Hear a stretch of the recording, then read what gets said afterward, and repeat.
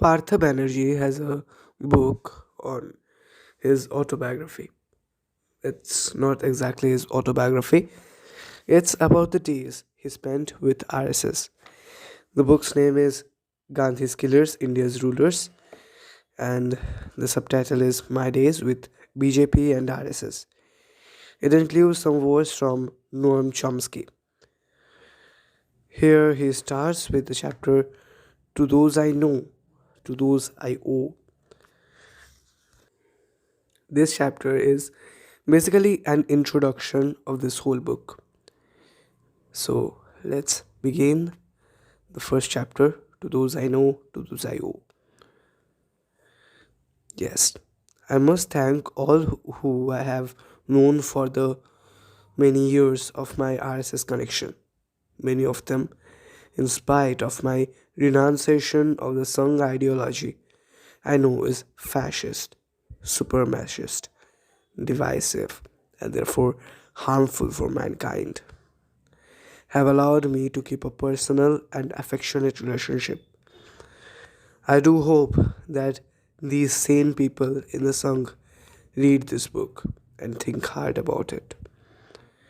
I must mention the Sangh personalities who I have remembered for their dedication and selflessness, and even for their resolve on thoughts and activities I never agreed on.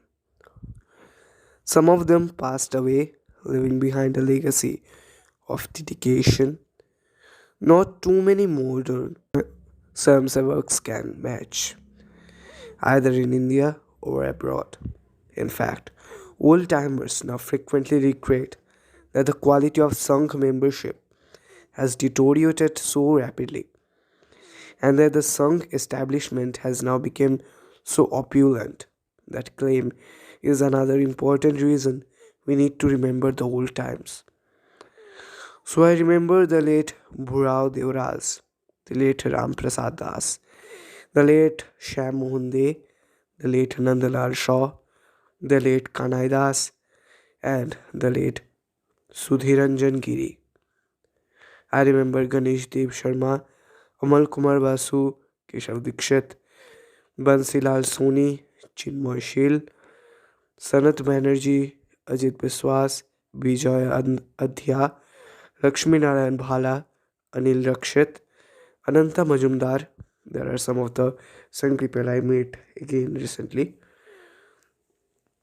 I call, I recall Bhababandhu Bhattacharjee, Bidyut Dotto, journalists Oshim Kumar Mitro, and Robindra Mohan Bandyopadhyay, and past friends and colleagues from my RSS, Jana Sangha, and Vidyarthi Parishad days.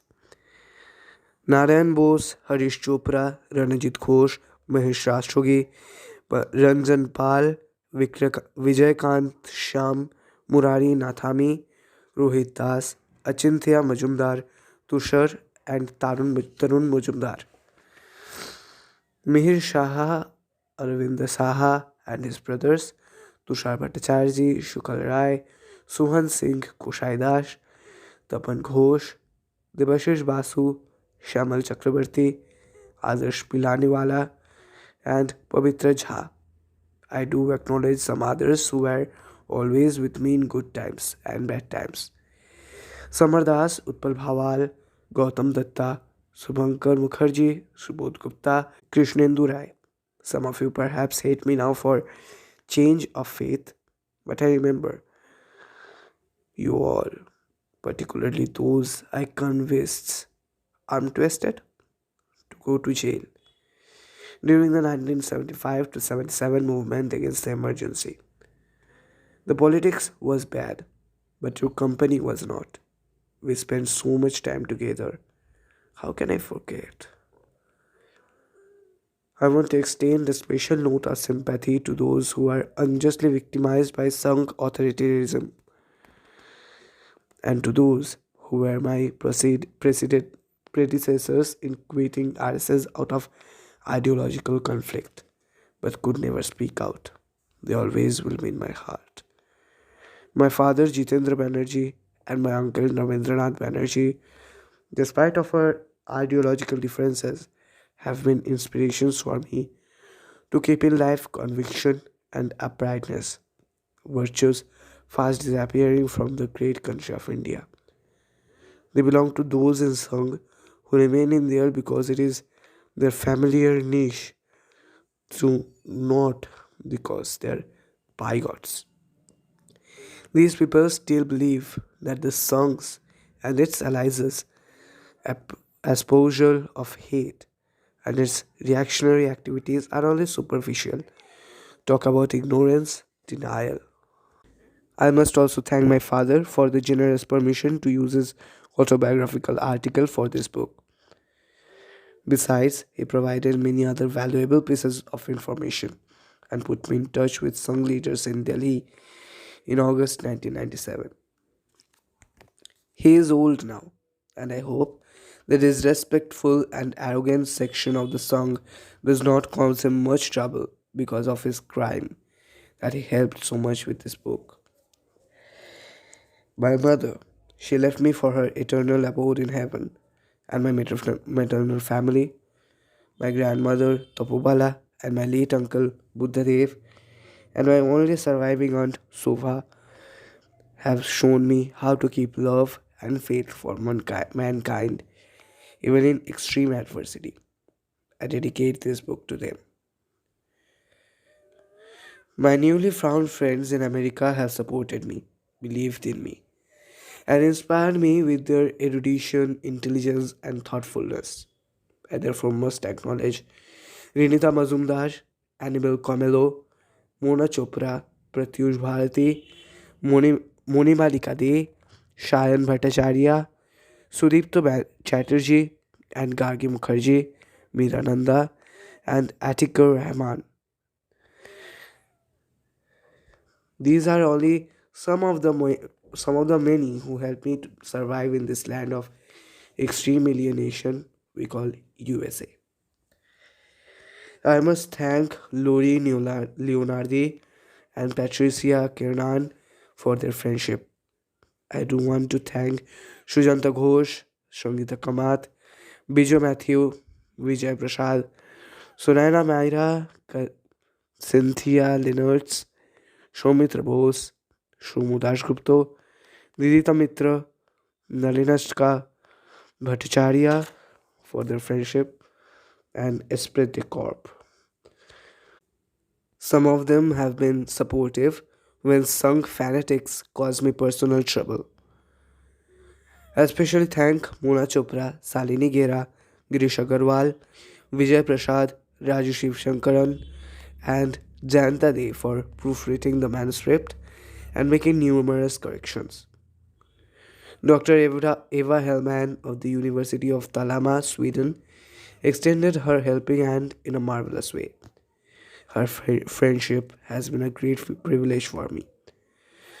Her book on Vishwa Hindu Parishad has helped me greatly to understand some aspects of VHP I was not familiar with. I cannot thank her enough. Desraj Goyal, a Chinvanaik activist and authors of two important books, Rashtriya Swayamsevak Sangh and Communalism Contested, respectively, have been very supportive. I have borrowed profusely from Desraj's book. Dr. Ashghar Ali Engineer, the Bombay based activist who has dedicated his life to promote communal harmony and has kindly sent me suggestions and information on communal problems in India through his Center for Studies of Society and Secularism. Mrs. Madhu Kishwar, the editor of Manushi, has also been appreciative. A special note of thanks goes to Rolf McGehee, an ex CIA employee, for the information on CIA activists' activities in Indian affairs. All the information I used in this book pertaining to CIA's involvement in India are from the CIA based database. Doctress Amrita Basu of Amherst College, Massachusetts, Cynthia Leonards of George Washington University, and Mary Stewart Van Leeuwen of Eastern College, Pennsylvania, kindly sent me some very informative and insightful literature that helped me write the chapter on women and sung feminism topsy-turvy. I must thank them for all their support. Over the past 3 years, articles, comments, and compliments from known and unknown friends on various internet discussion groups have been contributed to my own comprehension of the Sangh Parivar and like organizations. And how can I ignore the 90s saffron brigade in the virtual and real world, whose acrimony, bias, and often improper personal attacks on me actually edited the complementation of this book? How can I forget the mudslinging in public media by extreme right wingers? Who can overlook their name calling in Calcutta Online? A special note of thanks must go to Sri Lakshman Sri Krishna Bhire of Deen Dayal Research Institute, who kindly arranged for my stay at the DRI during my recent visit to New Delhi. The people at Keshav Bhavan, the new palatial Calcutta headquarters of the RSS, have been cordial during my several visits in 1994 and 1997. I especially thank the Swamsevaks of a couple of Calcutta Shakhas who invited me to participate in their activities in August of 1997. Yes, that's almost all I wanted to remember. Left someone out? Forgive me, please. But of course, I will mention my ever supportive wife, Mukti, and ever appreciative daughter, Nandini, who have waited endless hours to see this book completed. They're so happy that the work is now done, and so am I. While reading the book, I have made some pronunciation errors. Kindly forgive me for that. And the next chapters of the book will be coming soon. Long live revolution.